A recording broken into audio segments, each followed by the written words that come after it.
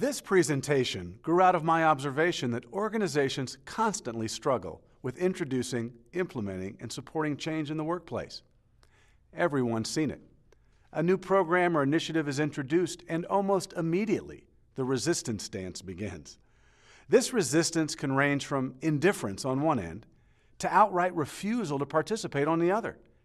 It's a dance that consumes a great deal of energy, and it undermines positive change. What I find interesting is that in most cases, this resistance is not just a response to change. It's a response to the way change is introduced, implemented, and supported. In essence, it's a response to the approach. We're all familiar with comments like, "Who thought this one up? Nobody asked my opinion," or "Here we go again with another flavor of the month." These comments are a sure sign that energy is being drained and the organization is in for an uphill battle. This is where the 10 essential energy sources of the Energized approach come into play. I call it the Energized approach because it is not a program.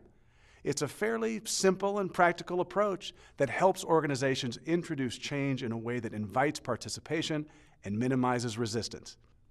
Like it or not, energy is always expended when change is introduced. It's expended by leaders who wish to drive the change forward, and it is expended by those who feel the need to resist it. This tug of war raises a very important question.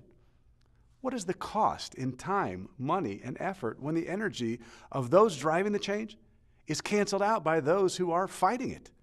This energy drain doesn't happen when attention is paid to how the change is introduced to and received by those whose energy is ultimately needed for success. Moving an organization forward requires a great deal of energy. Energy is a valuable resource. Leaders find ways to get the most out of the resources that are available to them.